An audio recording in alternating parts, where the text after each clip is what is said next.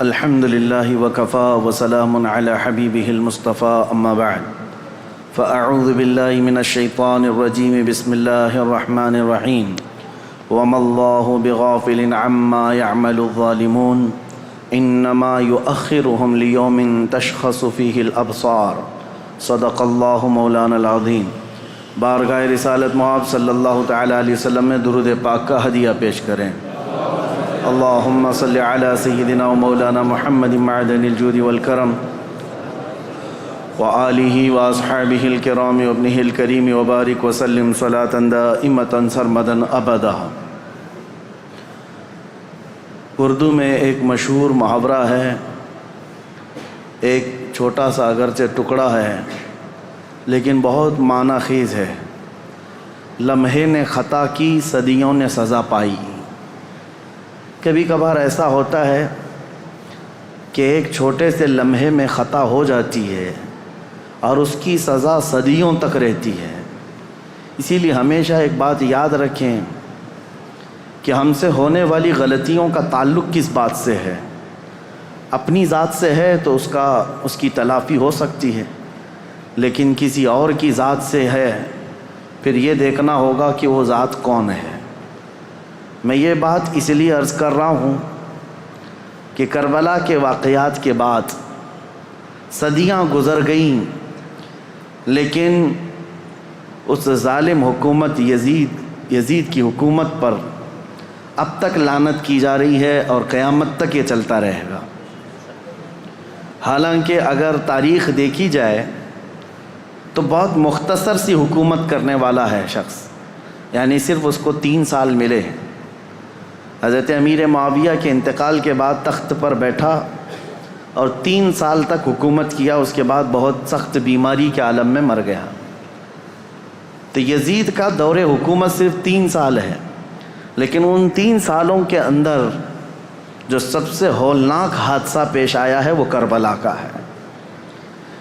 اور دوسری بات یہ ہے کہ یزید کربلا میں حاضر بھی نہیں تھا، کربلا میں گیا نہیں ہے، لیکن سارا الزام اس کے سر پر ہے۔ اس کی وجہ یہ ہے کہ اس کی منشا سے ہوا تھا، اس کے حکم پر ہوا تھا۔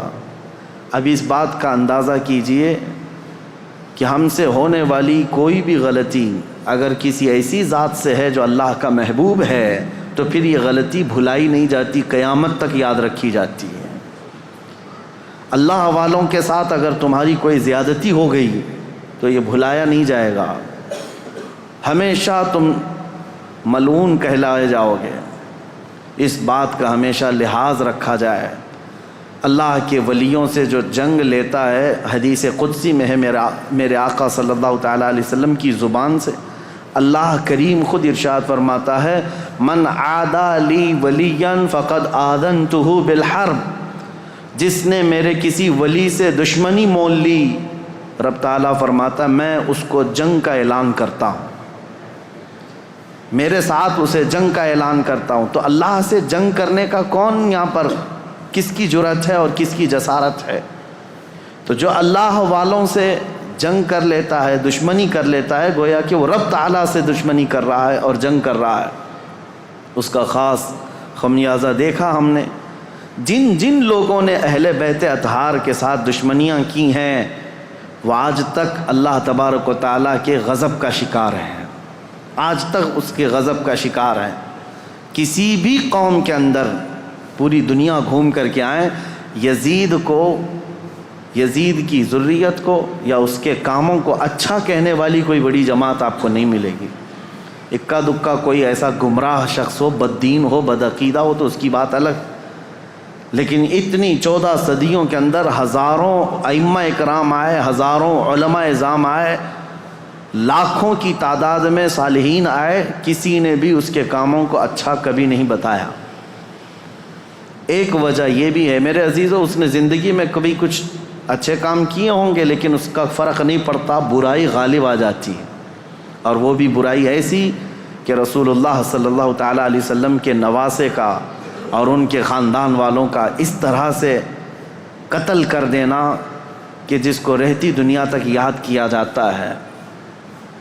اب ان کے بعد حالات کیا ہوئے؟ جیسا کہ میں نے اعلان کیا تھا 10 مجالس محرم میں کہ ما بعد کربلا کیا ہوا تھا، کربلا کے بعد کے حالات کیا ہیں۔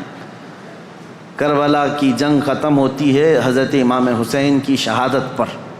جب آپ کا سر مبارک الگ کر دیا گیا تو یہ جنگ ختم ہو گئی۔ جشن منایا یزیدیوں نے، تقریباً 22,000 کا جو لشکر تھا اس میں کئی مرے بھی تھے، لیکن جلد بازی میں سارے جتنے بھی شہداء تھے سب کو ادھر ادھر بکھیر دیا گیا، لیکن چند سروں کو انہوں نے جمع کیا، خاص طور پر مولا امام حسین رضی اللہ تعالیٰ عنہ کا سر، کیونکہ دلیل کے طور پر انہیں یہ لے کر کے جانا تھا یزید کے دربار میں کہ دکھایا جائے کہ ہماری جنگ بھی ہوئی اور ہم نے کاٹ بھی دیا ہے، ختم کر دیا ہے۔ کبھی کبھار انسان حیوانیت کا شکار ہو جاتا ہے اور اتنا گرتا ہے کہ جانور بھی ایسا نہیں کرتے۔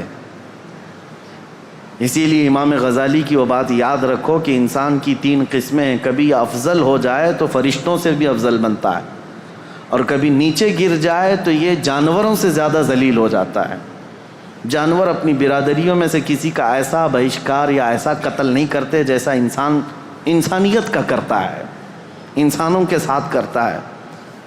تو بہرحال جس نبی کا کلمہ پڑھتی تھی یہ جماعت، اس نبی کے اس نواسے کو جس کو رسول اللہ بے حد محبت کرتے تھے اور جس کے متعلق یہ فرمایا تھا کہ یہ جنتی جوانوں کا سردار ہے، اس کو کاٹ کر کے لے جا رہے ہیں، سر بھی لے کر کے جا رہے ہیں ساتھ میں۔ اور جب کربلا سے نکل کر کے یہ سب سے پہلے آئے تھے کوفہ کی سرزمین، یہیں تو امام حسین کو بلایا گیا تھا کہ آپ آ جائیے، یہاں سے آپ کو امیر المومنین منتخب کیا جائے گا۔ اسی کوفہ میں امام حسین کا سر لایا گیا تھا۔ کوفہ والوں پر اہل بیت اطہار کی طرف سے ایک غضب بھی ہے، اور آج دنیا میں دھوکے کے نام سے اگر کوئی چیز جانی جاتی ہے تو کوفہ، کسی کو اگر کہہ دیا جائے کہ کوفی ہے تو ایک محاورہ ہے، مثل بن گئی ہے کہ دھوکہ دینے والے کو کہتے ہیں، کیونکہ وہ دھوکے میں مشہور ہو گئے ہیں، بہت مشہور ہو گئے۔ تو کوفہ میں جب سر لایا گیا تو لوگوں کا ایک تانتا بند گیا دیکھنے کے لیے، اور عبید اللہ بن زیاد جو وہاں کا گورنر تھا اس کے پاس سر رکھا گیا تو اس نے اس کی بے حرمتی بھی کی، کہا حسین اگر تم یہاں نہ آتے تو تمہارے ساتھ یہ نہ ہوتا۔ اس وقت مسجد میں ایک بوڑھے صحابی بیٹھے ہوئے تھے، عبید اللہ بن زیاد امام حسین کو کیا کہہ رہا تھا کہ ختم ہو گیا جھوٹا شخص بھی اور جھوٹے کا بیٹا بھی، نعوذ باللہ۔ یہ سیدنا مولا علی کو بھی گالی تھی اور امام حسین کو بھی گالی تھی۔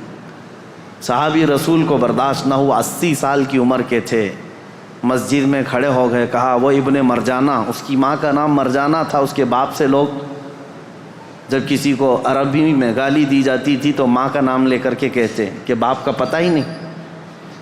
وہ ابن مرجانہ کہ تو جس کے بارے میں کہہ رہا ہے وہ اس روئے زمین میں سب سے اعلیٰ، اس کا باپ سب سے اعلیٰ اور اس کا نانا سب سے اعلیٰ ہے، جس حسین کے بارے میں تو کہہ رہا ہے۔ اور میں گواہی دیتا ہوں اے کوفہ والو، یہ عبید اللہ بن زیاد کذاب ہے، دجال ہے، اور دجال کا بیٹا ہے، کذاب ابن کذاب ہے۔ انہوں نے اپنا حق ادا کیا، بھری محفل میں بھی حق بات کھڑے ہو کر کہہ دینا۔ عبید اللہ بن زیاد نے اس بوڑھے صحابی کو اسی مجلس میں قتل کروا دیا، 80 سال کی عمر کے تھے۔ دیکھیں ہر زمانے میں حق بات کو ایکسیپٹ کرنے والے اور بڑھ چڑھ کر اعلان کرنے والے موجود رہیں گے، بزدل چاہے جتنے بھی بن جائیں، لیکن کوئی نہ کوئی مجلس میں رہے گا، کیونکہ اللہ کا دین ہے اور صبح قیامت تک اللہ حق بولنے والوں کو زندہ رکھے گا۔ پھر اس کے بعد یہ سر امام حسین کا دمشق لایا گیا جو ملک شام کی راجدھانی ہے۔ دمشق میں یزید کا تخت خلافت تھا، وہاں پہلے ہی سے لوگوں میں اعلان ہو گیا تھا کہ کربلا میں جو جنگ ہوئی اس میں لٹا ہوا قافلہ آ رہا ہے، امام حسین کو، ان کے سر کو اور ان کے خاندان کی بیویوں کو اور ان کے بیٹوں کو قیدی بنا کر لایا جا رہا ہے۔ امام زین العابدین امام حسین کے بیٹے جو بیمار تھے کربلا میں، وہ جنگ میں میدان میں نہیں اترے، بیماری کی عالم میں ویسی رہے، اور وہ بھی چل کر کے دمشق پہنچے. وہاں پر بتایا گیا ہے دمشق شہر میں تاشے بج رہے تھے، ڈھول بج رہے تھے، باجے بج رہے تھے. امام حسین کا سر آ رہا ہے تو ایک جلوس کی شکل تھی. لوگ اپنی اپنی برآمدوں میں آ کر چھتوں پر کھڑے ہو کر دیکھ رہے تھے کہ یہ جلوس آ رہا ہے. اس عجیب حال ہے کہ شاعر نے بہت اچھے انداز میں کہا ہے کہ عجیب امت ہے، قتل کیا شبیر کا وہ بھی نعرے تکبیر کے ساتھ. یعنی ایک طرف اللہ اکبر کہنے والے ہی ہیں اور اسی رب ذوالجلال کے سب سے پیارے محبوب صلی اللہ علیہ وسلم کے نواسے کا قتل کر رہی ہے امت، اور پھر اس کے بعد اس کو گھما بھی رہی ہے. جب لایا گیا دمشق تو یہ حالات تھے کہ باجے بج رہے ہیں، ڈھول بج رہے ہیں، تاشے بج رہے ہیں. اور یزید کے دربار میں یہ لٹا ہوا قافلہ جب پہنچا تو یزید نے مگرمچھ کے آنسو بہائے اور کہا حسین اگر تم بغاوت نہ کرتے تو یہ حالات نہ ہوتے، اور اگر میرے سامنے آ جاتے تو میں قتل کا حکم نہیں دیتا. یہ سب حالات لکھے ہوئے ہیں. لیکن میرے عزیزو ایک بات ہے میں یہاں پر کلیئر کر دیتا ہوں. بعض ایسے لوگ ہیں جو تحقیقات کی بنیاد پر یہ کہتے ہیں کہ یزید تو افسوس کر رہا تھا امام حسین کے قتل پر، وہ راضی نہیں تھا. ہم کہتے ہیں یہ قتل ہو جانے کے بعد آنسو بہانا اور راضی نہ ہونے کا ڈھونگ کرنا یہ بات الگ ہے. اگر یزید حقیقت میں راضی نہیں تھا تو امام حسین کے قتل کے سلسلے میں جتنے کوفہ میں گئے تھے ان کو پکڑ کر سزا بھی تو دے سکتا تھا، لیکن سزا کسی کو نہیں دی گئی. اس کا کیا مطلب ہے؟ ایک طرف تم رو کر کے لوگوں کو بتا رہے ہو کہ میں اس سے راضی نہیں تھا. اگر تم راضی نہیں تھے تو عبید اللہ بن زیاد، عمر بن سعد، شمر، خولی، یہ جن لوگوں نے مولا حسین کے ساتھ ظلم کیا اور ان کے بچوں کو مارا ہے، یزید بھرے دربار میں بلا کر کہتا کہ انہوں نے میری رضا کے خلاف کام کیا ہے، رسول اللہ کے بیٹے کا قتل کیا، لہٰذا ان کا قتل ہوگا. کہیں تاریخ میں نہیں ملتا ہے. تو لہٰذا یہ ڈھونگ رچانا یہ ایسا ہی ہے میرے عزیزو کہ صرف اتنا بیان دے دینا کہ ہمیں کھیت ہے، ہمیں افسوس ہے. یہ تو پولیٹیشین جیسے آج بھی کرتے ہیں سیاسی لوگ. قتل ہو جائے، پورا کا پورا گاؤں جل جائے، اور اس کے بعد تم ایک اسٹیٹمنٹ دے دو کہ ہمیں کھیت ہے، ہمیں افسوس ہے اس بات کا. تو کیا اتنا کہہ دینے سے ساری چیزیں ختم ہو جائیں گی؟ اسی لیے میں نے تقریر کی شروع میں ہی کہا لمحے نے خطا کی صدیوں نے سزا پائی.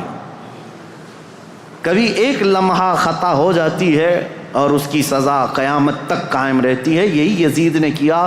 3 سالہ دور تھا اس کا، صرف تاریخ میں موجود ہے اس کی حکومت صرف 3 سال چلی، لیکن ان 3 سالوں کے اندر جو اس نے ہولناک یہ حادثہ کیا ہے تو اس کی مذمت اور اس کی وجہ سے اس پر لعنت یہ صدیوں تک جاری رہے گی.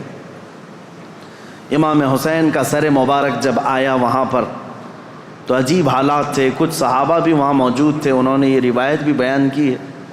دمشق کے دربار میں جب امام حسین کا سر لایا گیا اس وقت سیدہ زینب رضی اللہ تعالی عنہا نے ایک خطبہ دیا تھا وہاں یزید کے دربار میں.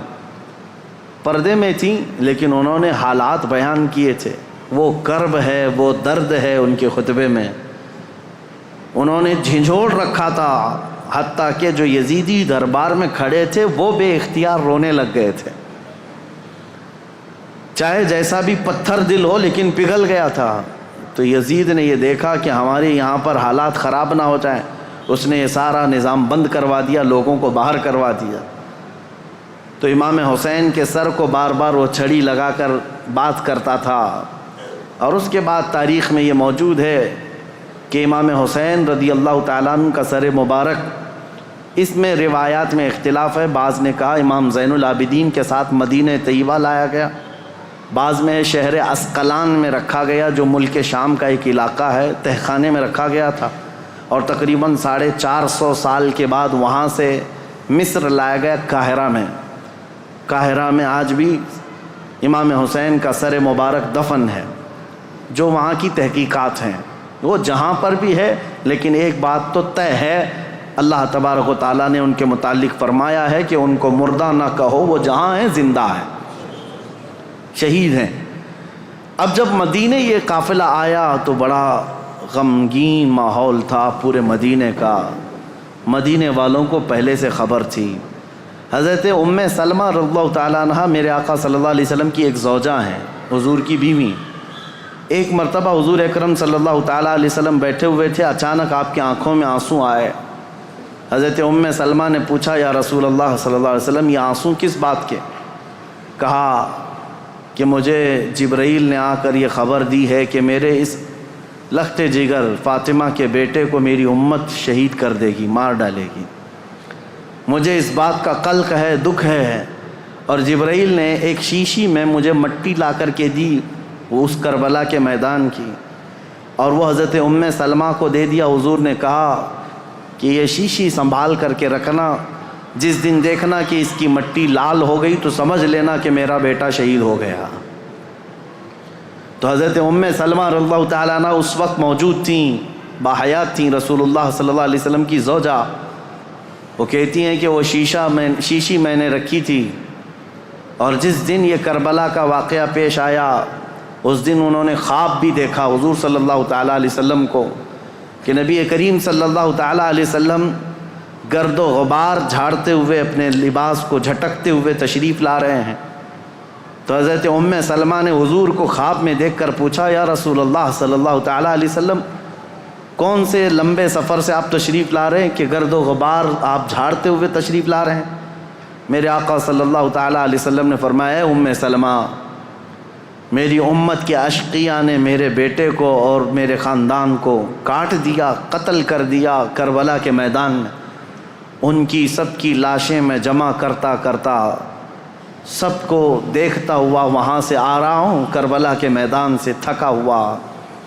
حضرت ام سلمہ کہتی ہیں کہ میں گھبرا گئی، یہ خواب دیکھی تھی رات کو۔ صبح وہ جلدی اٹھتی ہیں، یہ عاشورہ کا دن تھا۔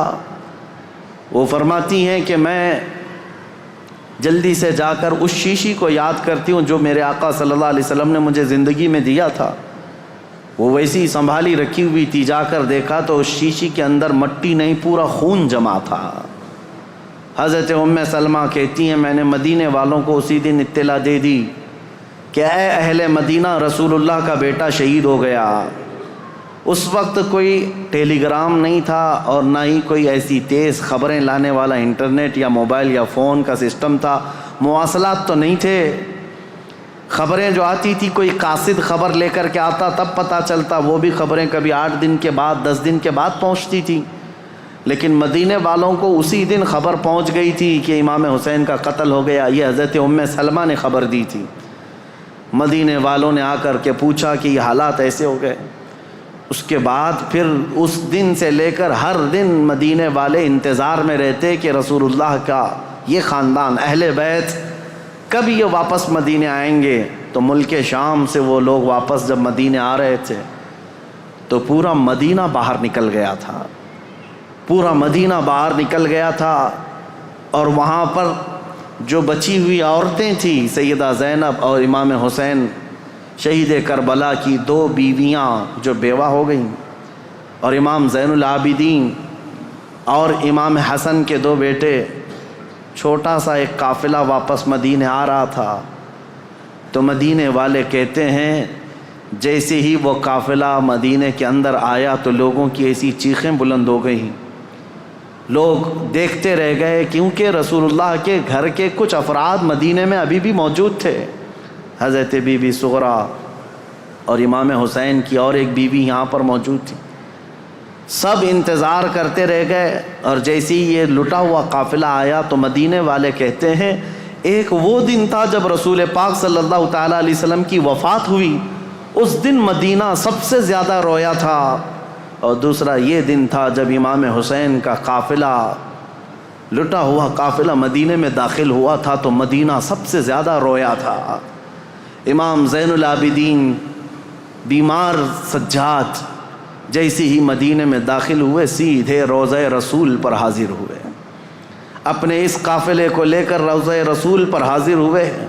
لوگ دھاڑے مار مار کر روتے تھے۔ امام زین العابدین کربلا کی پوری داستان رسول اللہ کو سنا رہے تھے کھڑے ہو کر، کہہ رہے تھے یا اللہ کے رسول، نبی محترم، نبی محتشم، آپ کے اس لاڈلے نواسے کو جو آپ کے کندھوں پر بیٹھ کر سواری کرتا تھا، آپ کا وہ لاڈلا نواسا جو آپ سجدے میں جائیں تو پیٹھ پر سوار ہو جاتا تھا، اس لاڈلے نواسے کو اشقیاء کی جماعت نے بغیر پانی دیے، بغیر کھانا دیے ذبح کر دیا۔ اے اللہ کے رسول، ہم نے اپنی آنکھوں سے دیکھا ہے آپ کے اہل بیت اطہار میں سے 6 ماہ کے علی اصغر کو بھی انہوں نے تیروں سے چھلنی کر دیا۔ آپ کے گھر کے ہر جوان بچے کو گھوڑوں پر سے دوڑا کر کے ان کی لاشوں کی بے حرمتی کر دی۔ جب امام زین العابدین رو رو کر کے یہ بیان کرتے تو مدینہ، جتنے لوگ تھے مدینے کے وہاں موجود، سب چیخیں بلند ہو گئی۔ کئی لوگ تو وہاں غش کھا کر گر گئے تھے اس غم کی داستان پر۔ اس کے بعد امام زین العابدین جب تک زندہ رہے، کبھی ان کو کسی نے ہنستے ہوئے نہیں دیکھا، کبھی مسکراتے ہوئے نہیں دیکھا۔ بعض روایتیں بتاتی ہیں کہ امام زین العابدین رضی اللہ تعالیٰ عنہ کو لوگ ہنسانے کی کوشش کرتے ہیں، کہتے کہ وہ حالات ہو گئے ختم، اب تو آپ معمول کے حالات پر آ جائیں۔ آپ یہی فرماتے کہ جس کے سامنے اس کے گھر کے سارے افراد کو 3 دن کی پیاس اور بھوک کے بعد ٹکڑے ٹکڑے کر دیے گئے ہوں، اور تم اس شخص سے ہنسنے کی امید رکھتے ہو، اس سے مسکرانے کی امید رکھتے ہو۔ امام زین العابدین کو کبھی کسی نے مسکراتے نہیں دیکھا۔ کبھی وہ کسی قصاب کی دکان کے پاس سے گزرتے تو روتے کھڑے ہو جاتے ہیں۔ قصاب دکانوں پر جیسی امام زین العابدین آتے، گوشت پر چادر اڑا دیتے تھے، اور لوگ یہ کہتے کہ وہ کچا گوشت دیکھتے ہیں تو رو پڑتے ہیں کہ میرے گھر کے خاندان کے سارے افراد کا گوشت اسی طرح سے بکھرا ہوا تھا۔ وہ کسی ذبح کرتے ہوئے جانور کو دیکھتے تو رو پڑتے تھے، ان کی آنکھوں سے آنسو نکل آتے، اور یہی کہتے کہ لوگ تو جانوروں کو پانی پلا کر ذبح کرتے ہیں، میرے باپ کو لوگوں نے 3 دن کی پیاس کے بعد ذبح کیا تھا۔ تو ان کے غم کے برابر تو میں سمجھتا ہوں دنیا کا غم ہی نہیں ہے امام زین العابدین کا۔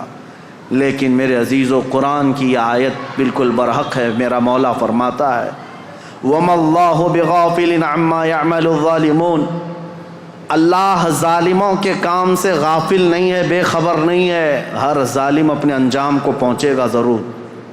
حالات کروٹ لیتے ہیں۔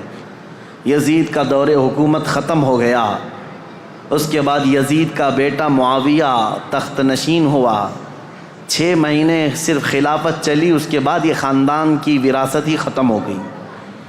معاویہ کے بعد، یعنی یزید کا بیٹا جو معاویہ تھا، اس کے بعد پھر اس خاندان میں خلافت ہی ختم ہو گئی۔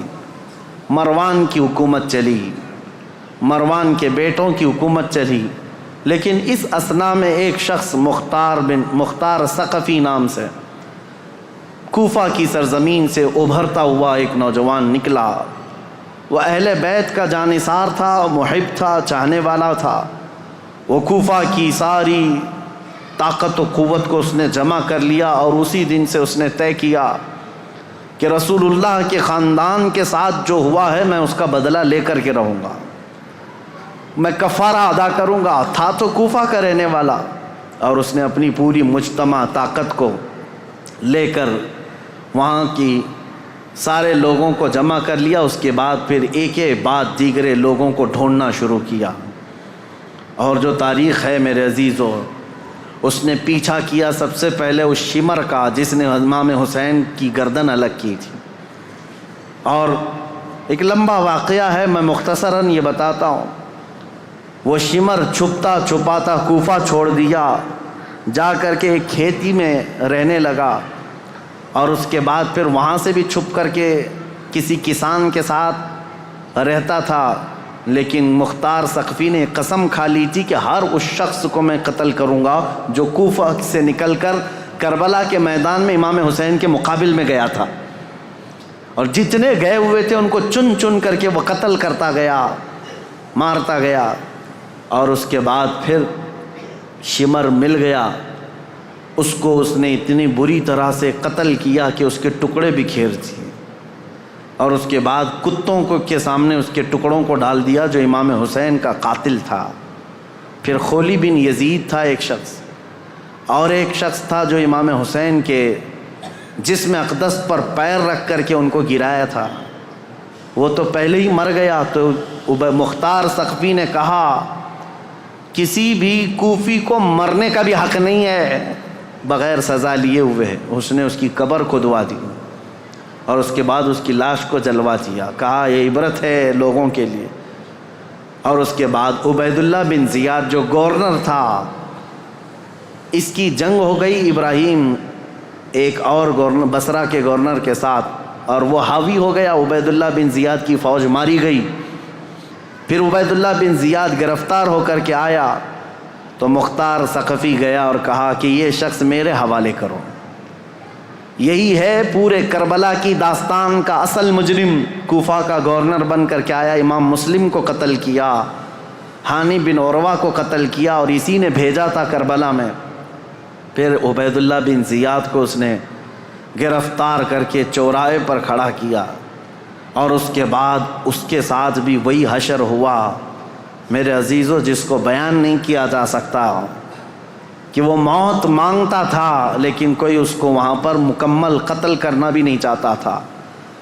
اور مختار ثقفی اس کی انگلی کاٹتا اور اس کے بعد کہتا کہ درد کیسا لگتا ہے، کبھی اس کا کان کاٹتا اور کہتا درد کیسا لگتا ہے، تو نے رسول اللہ کے چھوٹے چھوٹے بچوں کو قتل کیا، آج تیری انگلی کٹنے پر تو گوارا نہیں کر پاتا، برداشت نہیں کر پاتا۔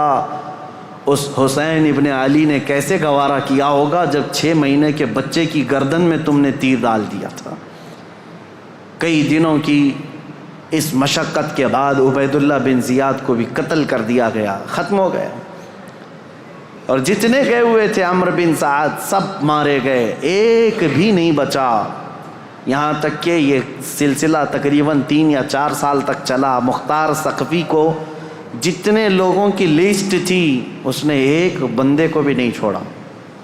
اسی لیے یہ تاریخ میں بات رقم ہے کہ کربلا کے میدان میں جتنے بھی مقابل میں آئے تھے، عبید اللہ بن زیاد کی اگوائی میں آنے والی یہ پوری جماعت 22,000 کی، ان میں سے ایک شخص بھی نہیں بچا، اور تاریخ میں ساتھ یہ بھی لکھا گیا ہے ان میں سے کسی ایک کی نسل بھی نہیں چلی، کسی ایک کی نسل بھی نہیں چلی۔ اب یہاں دیکھیے تاریخ کا کیسا عجیب منظر ہے، 22,000 ختم ہو گئے 4 سال کے اندر اور نسل بھی نہیں چلی، اور امام حسین کے ٹکڑے کر دیے گئے، لیکن نسل 14 صدیوں سے اب بھی چل رہی ہے، اب بھی چل رہی ہے۔ حسینی سادات ہر جگہ موجود ہیں میرے عزیزو۔ اسی لیے میرا رب تعالیٰ فرماتا ہے اللہ تعالیٰ ظالموں کے کام سے بے خبر نہیں ہے، اور جب اللہ انتقام لیتا ہے تو پھر تمہاری نسلیں بھی ختم ہو جاتی ہیں۔ اسی لیے ہمیشہ اس بات کا خیال رکھیں کہ ہم سے ہونے والی خطائیں، غلطیاں، اگر اس کا تعلق اللہ کی کسی محبوب بندے سے ہے تو پھر قیامت تک تم پر لعنت برسائی جائے گی۔ کبھی ہرگز ایسا کام ہونے نہ پائے کہ تم سے زیادتی ہو گئی ہو اور وہ بھی کسی اللہ والے کے ساتھ، ورنہ اللہ انتقام لے گا، اللہ انتقام لے گا۔ آپ یہ مت سمجھ کر کے چلیں کہ صرف ایک کربلا ہو گیا اور ایک یزید تھا، ایک حسین تھے اور پھر معاملات نہیں، ہر دور میں یہ معاملات ہوتے ہیں۔ آج بھی آپ کو یہی نصیحت کر رہا ہوں کہ کبھی تمہاری طرف سے کسی ایسی شخصیت کو تکلیف نہ پہنچاؤ جو اللہ والا ہے، اللہ کا محبوب بندہ ہو، ورنہ ہوگا یہ کہ اس کا انتقام اللہ لے گا، اللہ کی طرف سے ہوگا۔